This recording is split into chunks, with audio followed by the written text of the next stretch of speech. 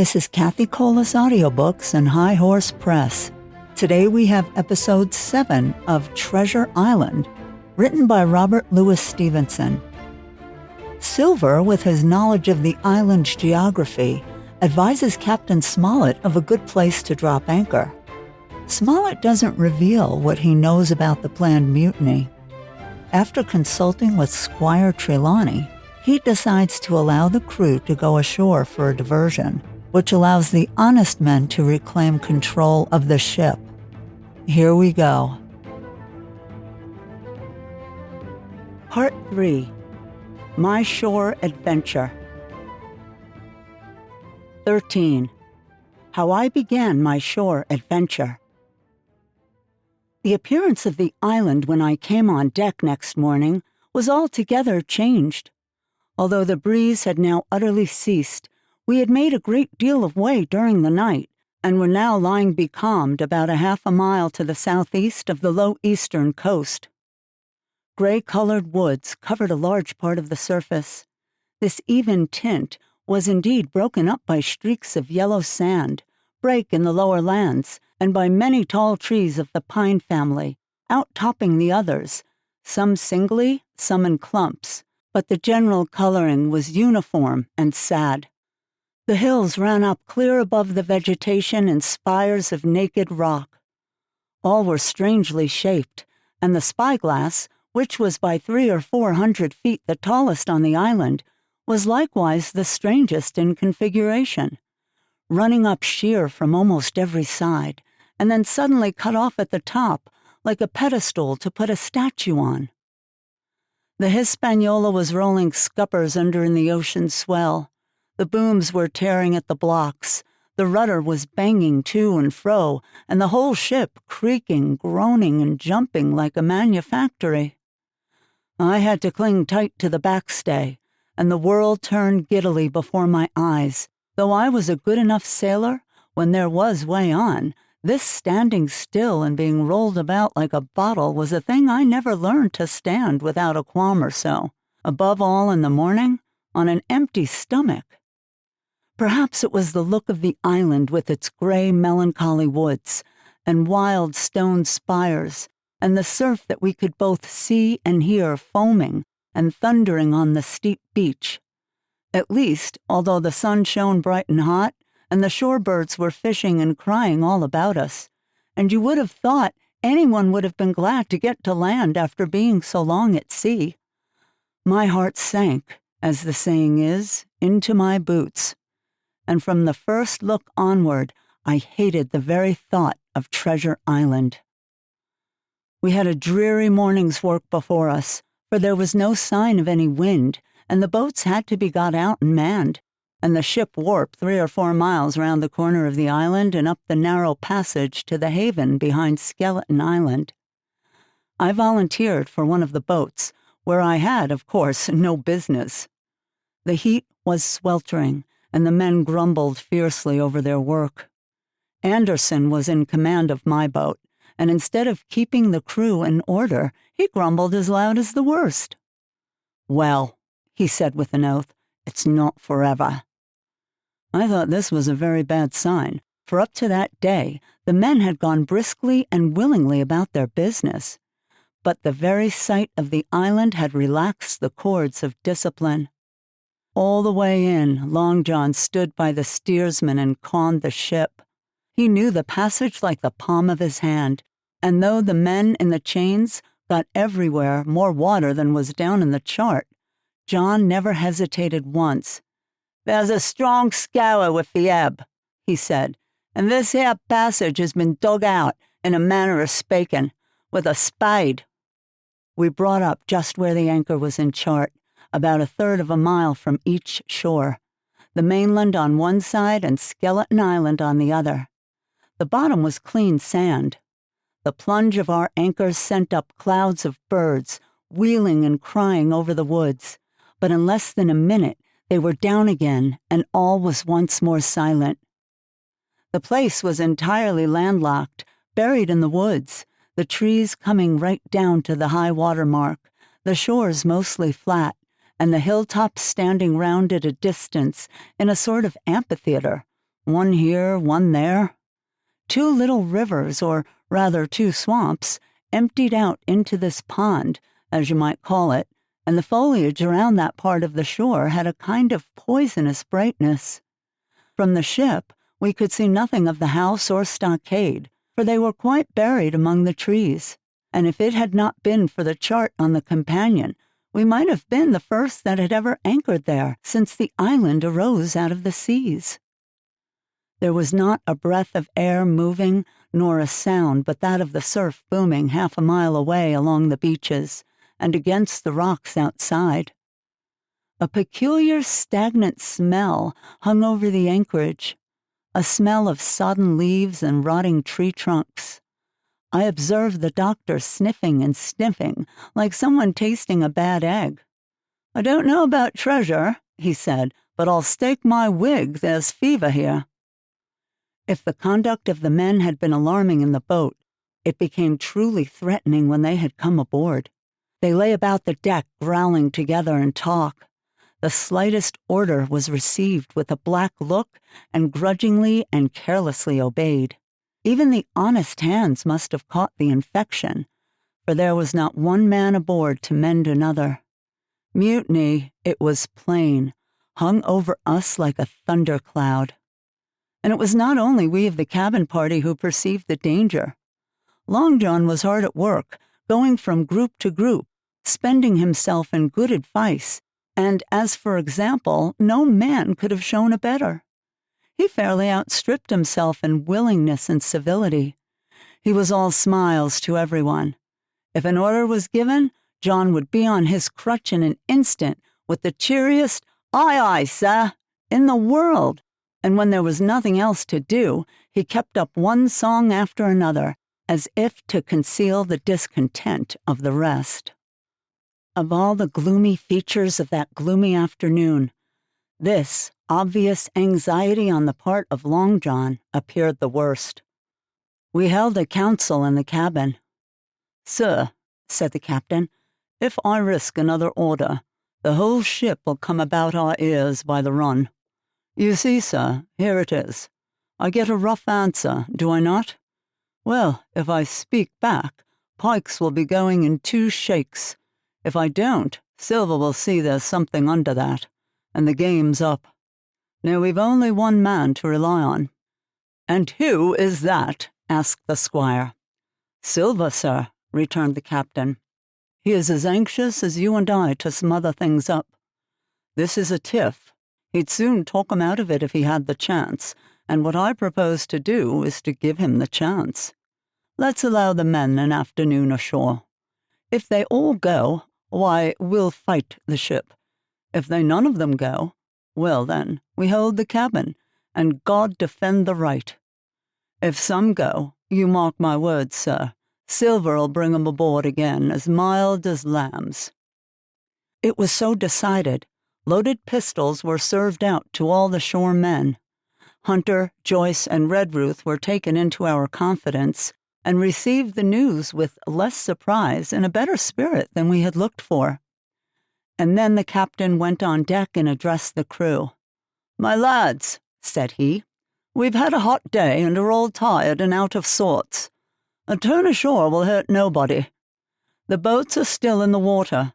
You can take the gigs, and as many as please may go ashore for the afternoon. I'll fire a gun half an hour before sundown." I believe the silly fellows must have thought they would break their shins over treasure as soon as they were landed, for they all came out of their sulks in a moment and gave a cheer that started the echo in a faraway hill and sent the birds once more flying and squalling round the anchorage. The captain was too bright to be in the way. He whipped out of sight in a moment, leaving Silver to arrange the party, and I fancy it was as well he did so. Had he been on deck, he could no longer so much as have pretended not to understand the situation. It was plain as day. Silver was the captain, and a mighty rebellious crew he had of it. The honest hands, and I was soon to see it proved that there were such on board, must have been very stupid fellows. Or rather, I suppose, the truth was this, that all hands were disaffected by the example of the ringleaders, only some more, some less, and a few, being good fellows in the main, could neither be led nor driven any further. It is one thing to be idle and skulk, and quite another to take a ship and murder a number of innocent men. At last, however, the party was made up. 6 fellows were to stay on board, and the remaining 13, including Silver, began to embark. Then it was that there came into my head the first of the mad notions that contributed so much to save our lives. If 6 men were left by Silver, it was plain our party could not take and fight the ship, and since only 6 were left, it was equally plain that the cabin party had no present need of my assistance. It occurred to me at once to go ashore. In a jiffy, I had slipped over the side and curled up in the foresheets of the nearest boat, and almost at the same moment she shoved off. No one took notice of me, only the bow oar saying, "Is that you, Jim? Keep your head down." But Silver from the other boat looked sharply over and called out to know if that were me, and from that moment I began to regret what I had done. The crews raced for the beach, but the boat I was in, having some start and being at once the lighter and the better manned, shot far ahead of her consort, and the bow had struck among the shoreside trees, and I had caught a branch and swung myself out and plunged into the nearest thicket, while Silver and the rest were still 100 yards behind. "Jem! Jem!" I heard him shouting. But you may suppose I paid no heed. Jumping, ducking, and breaking through, I ran straight before my nose till I could run no longer. Stay tuned as the good guys come up with a plot of their own. And if you're enjoying the podcast, please leave a review. 14. The First Blow. I was so pleased at having given the slip to Long John that I began to enjoy myself and look around me with some interest on the strange land that I was in.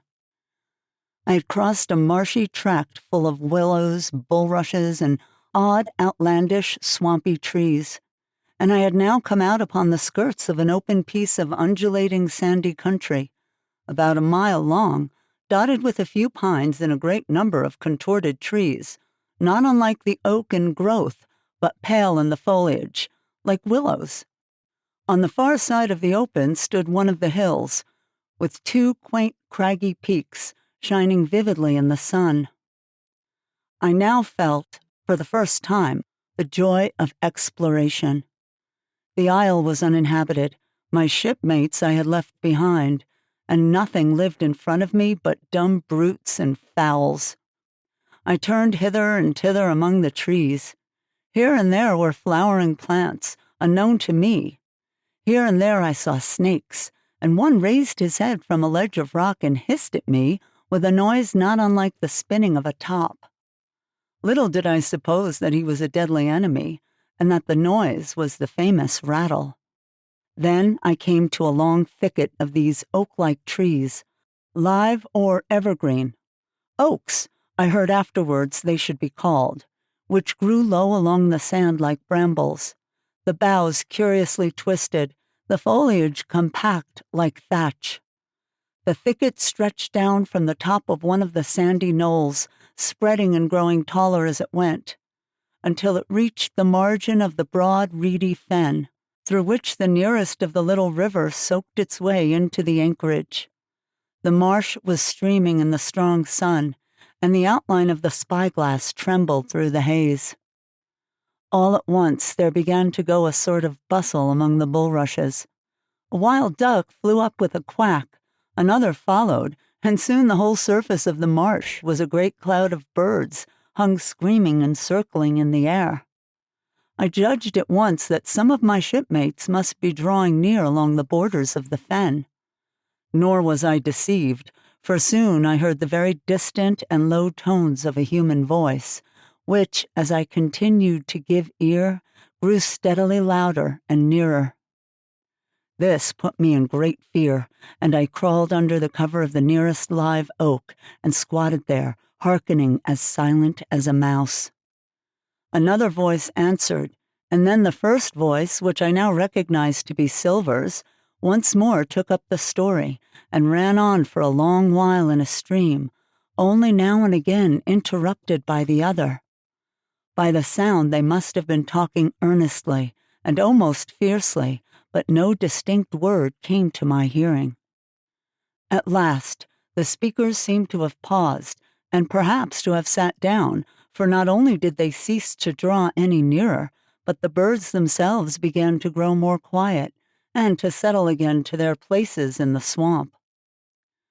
And now I began to feel that I was neglecting my business, that since I had been so foolhardy as to come ashore with these desperadoes, the least I could do was to overhear them at their councils, and that my plain and obvious duty was to draw as close as I could manage under the favorable ambush of the crouching trees. I could tell the direction of the speakers pretty exactly, not only by the sound of their voices, but by the behavior of the few birds that still hung in alarm above the heads of the intruders. Crawling on all fours, I made steadily but slowly towards them, till at last, raising my head to an aperture among the leaves, I could see clear down into a little green dell beside the marsh, and closely set about with trees, where Long John Silver and another of the crew stood face to face in conversation. The sun beat full upon them. Silver had thrown his hat beside him on the ground, and his great smooth blonde face, all shining with heat, was lifted to the other man's in a kind of appeal. "Mate," he was saying, "it's because I thinks gold dust of you. Gold dust, and you may lay to that. If I hadn't took to you like bitch, do you think I'd have been here a warning of you? All's up. You can't make no mend. It's to save your neck that I'm a-speaking, and if one of the wild uns knew it, where'd I be, Tom? Now tell me, where'd I be?" "Silver," said the other man, and I observed he was not only red in the face, but spoke as hoarse as a crow, and his voice shook too, like a taut rope. "Silver," says he, "you're old and you're honest, or has a name for it, and you've money too, which lots of poor sailors hasn't, and you're brave, or I'm mistook. And will you tell me you let yourself be led away with that kind of a mess of swabs? Not you. As sure as God sees me, I'd sooner lose my hand. If I turn again my duty." And then, all of a sudden, he was interrupted by a noise. I had found one of the honest hands. Well, here at the same moment came news of another. Far away out in the marsh there arose, all of a sudden, a sound like the cry of anger, then another on the back of it, and then one horrid, long-drawn scream. The rocks of the spyglass re-echoed it a score of times. The whole troop of marsh birds rose again, darkening heaven with a simultaneous whir, and long after that death yell was still ringing in my brain, silence had re-established its empire, and only the rustle of the redescending birds and the boom of the distant surges distributed the languor of the afternoon. Tom had leaped at the sound, like a horse at the spur, but Silver had not winked an eye. He stood where he was, resting lightly on his crutch, watching his companions like a snake about to spring. "John," said the sailor, stretching out his hand. "Hands off!" cried Silver, leaping back a yard, as it seemed to me, with the speed and security of a trained gymnast. "Hands off if you like, Silver," said the other. "It's a black conscience that can make you fear to me. But in heaven's name, tell me, what was that?" "That," returned Silver, smiling away but warier than ever, his eye a mere pinpoint in his big face, but gleaming like a crumb of glass. "That? Oh, I reckon that'll be Ellen." At this point, Tom flashed out like a hero. "Ellen," he called, "then rest his soul for a true seaman.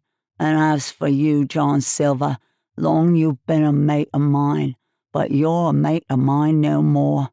If I die like a dog, I'll die in my duty. You've killed Alan, have you? Kill me too if you can, but I defies you." And with that, this brave fellow turned his back directly on the cook and set off walking for the beach. But he was not destined to go far. With a cry, John seized the branch of a tree, whipped the crutch out of his armpit, and sent that uncouth missile hurtling through the air. It struck poor Tom, point foremost, with stunning violence, right between the shoulders in the middle of his back. His hands flew up. He gave a sort of gasp and fell. Whether he were injured much or little, none could ever tell. Like enough to judge from the sound, his back was broken from the spot. But he had no time given to recover.